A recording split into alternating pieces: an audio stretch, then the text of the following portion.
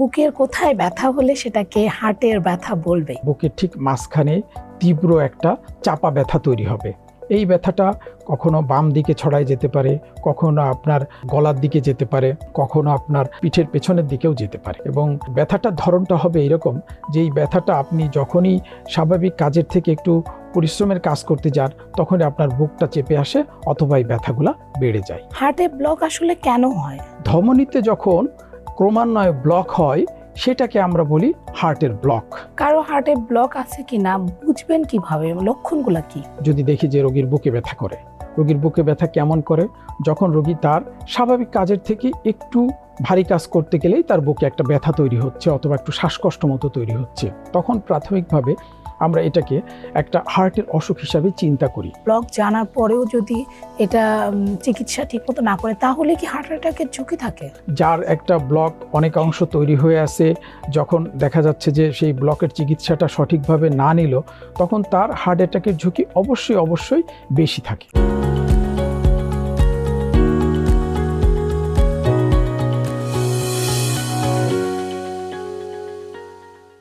দর্শক, JMI group presents TVS ভালো থাকুন, আপনাদের স্বাগত জানাচ্ছি। আমি তাওসিয়া তাজমিম।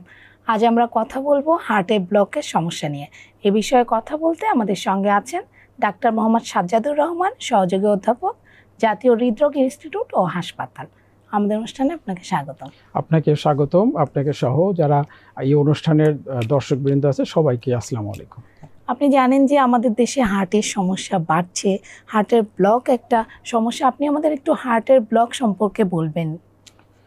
আসলে আমরা হার্টের অসুখ বলতে যেটা বুঝি, হার্টের অসুখের একটা অন্যতম প্রধান কারণ থাকে হার্টে ব্লক।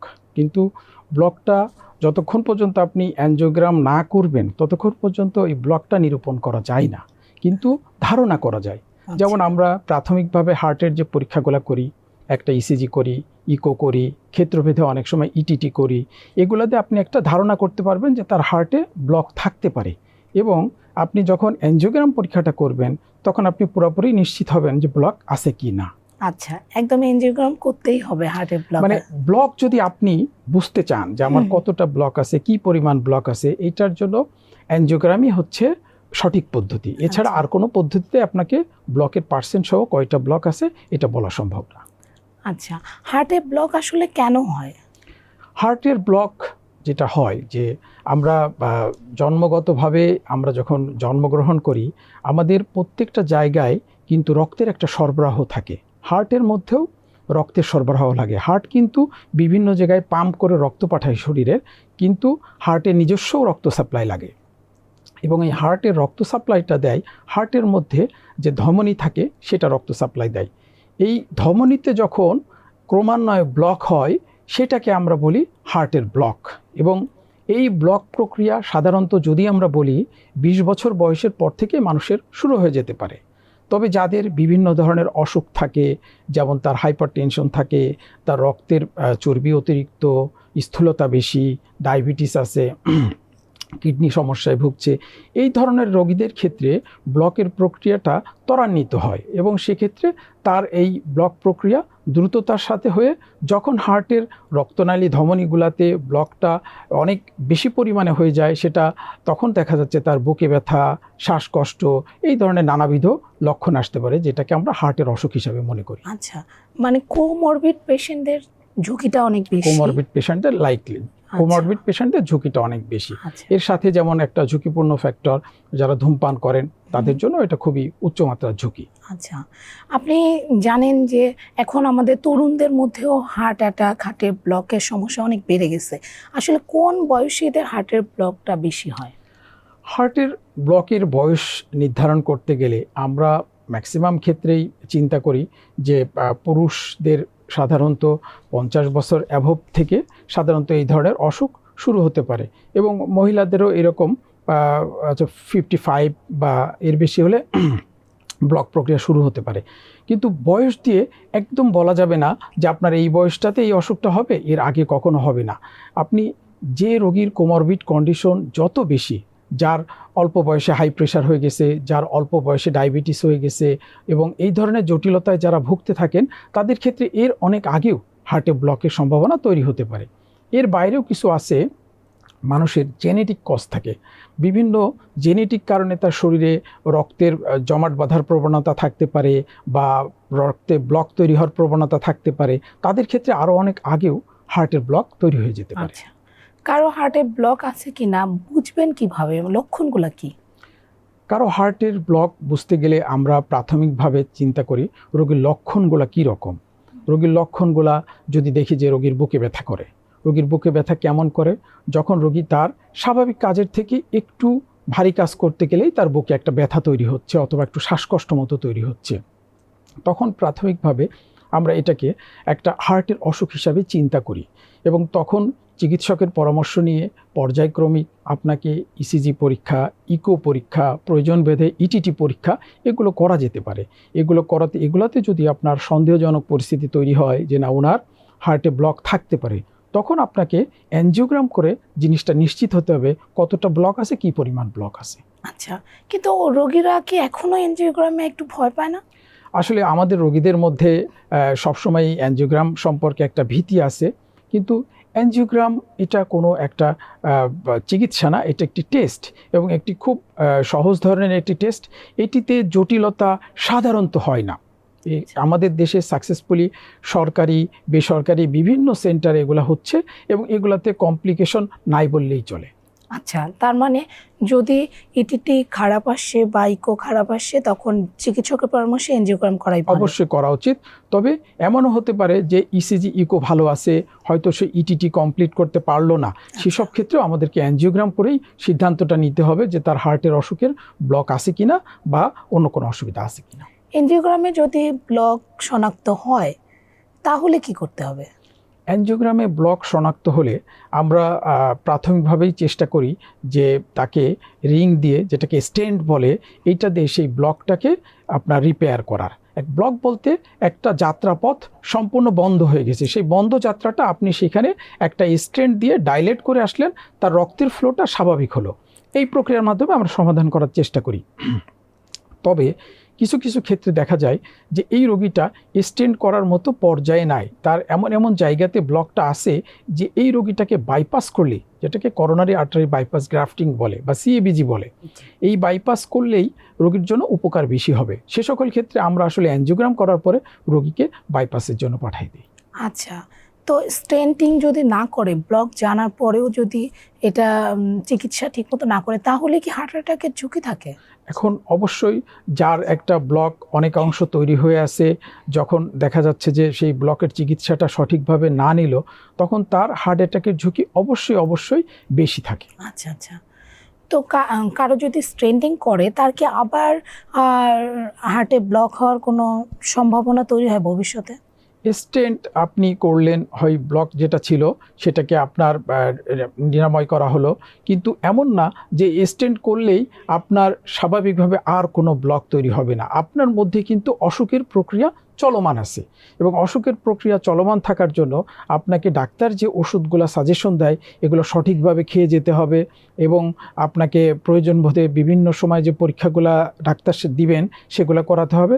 তাহলে যেটা হবে, আপনার পরবর্তীতে ব্লক হওয়ার সম্ভাবনাটা কম থাকবে, কিন্তু হবে না এ কথাটা বলা যাবে না। হ্যাঁ, হতে পারে। আচ্ছা, কেউ যদি একবার স্টেন্টিং করে তার আসলে জীবনযাপন, খাদ্যাভ্যাস কীরকম হবে? আমাদেরকে যখন আপনি হার্টে ব্লকের কারণে স্টেন্টিং করছেন, তখন প্রথমে আমাদেরকে প্রথমেই খেয়াল রাখতে হবে সে যেন ওষুধগুলা মিস না করে। আমাদের রোগীদের মধ্যে একটা প্রবণতা আছে যে আমার হার্টের ব্লক ছিল, ব্লক তো সেরে গেছে, ডাক্তার তো রিং পরাই দিয়েছেন, তাহলে আমি আর ওষুধ কেন খাবো? হ্যাঁ, আসলে যে স্টেন্টটা আপনাকে পরানো হয়েছে এইটারও আপনার সঠিক পর্যবেক্ষণের জন্য আপনাকে ডাক্তারের যে পরামর্শ ওষুধগুলো আছে অবশ্যই সঠিকভাবে সেবন করে যেতে হবে, কোনোভাবেই আপনাকে এটা অ্যাভয়েড করা যাবে না।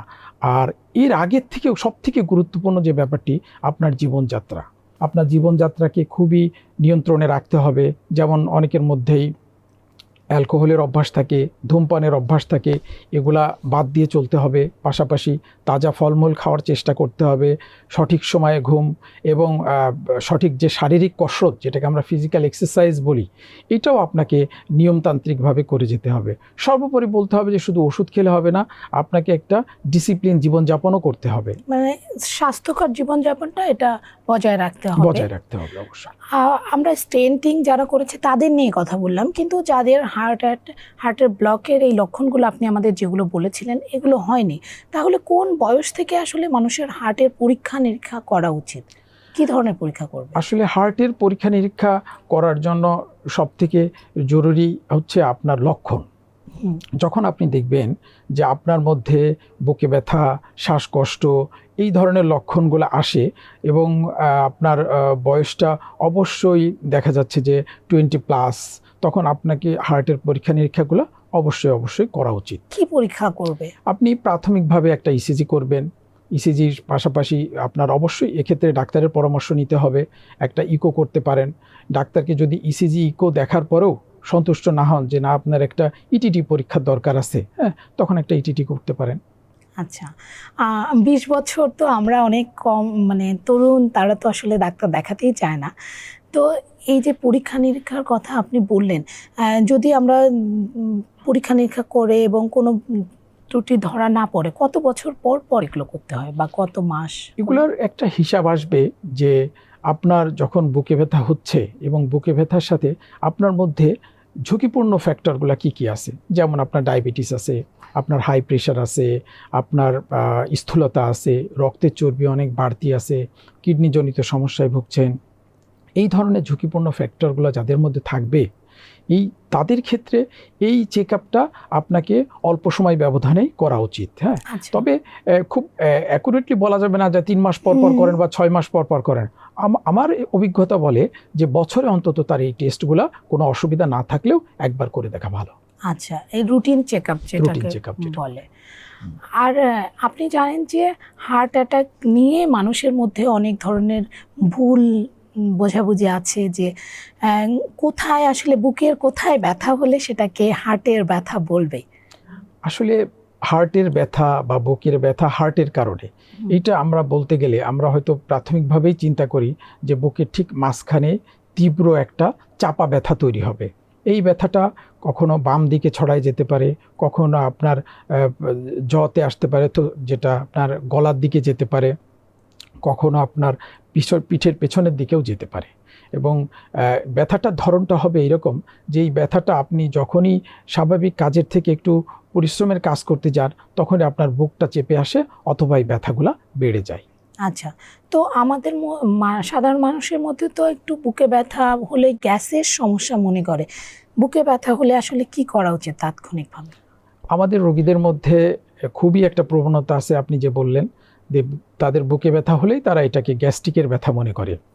এবং অনেক ক্ষেত্রে আমরা দেখি যে সে বাসায় বসে আছে এবং বিভিন্ন গ্যাস্ট্রিকের ওষুধ, সিরাপ এইগুলো দিয়ে চেষ্টা করে যাচ্ছে। 2-3 দিন পরে যখন তার এই ব্যথা কোনোভাবেই না কমে তখন সে ডাক্তারের শরণাপন্ন হয়। এটা মোটেও উচিত না। আপনাকে অবশ্যই একটা বয়সের পরে বুকে ব্যথাকে খুব গুরুত্বের সাথে বিবেচনা করুন। এই বয়সটাই হচ্ছে আপনাকে বললাম যে অবশ্যই আপনাকে 20 ক্রস করলে আর আপনার রিস্ক ফ্যাক্টর যত বেশি থাকবে অবশ্যই আপনাকে তত বেশি গুরুত্বের সাথে নিতে হবে। প্রাথমিকভাবে অন্তত আপনি যে কোনো একটা স্বাস্থ্যসেবা কেন্দ্রে যে একটা ইসিজি করবেন এবং অন্তত একজন এমবিবিএস ডাক্তারের পরামর্শ নেবেন। আচ্ছা, আপনি 20+ কথা বললেন, এটা শুনে আমরা আসলেই ভয় পাচ্ছি যে এত কম বয়সে হার্টের সমস্যা বাড়ছে।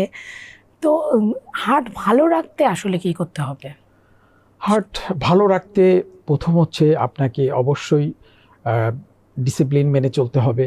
আপনাকে নিয়মতান্ত্রিকভাবে জীবনযাপন, যেমন সঠিক সময়ে ঘুম এবং যেটা ফিজিক্যাল এক্সারসাইজ বলি আমরা, অন্তত আপনাকে সপ্তাহে 5 দিন 30 মিনিটের মতো করে ব্যায়াম করতে হবে।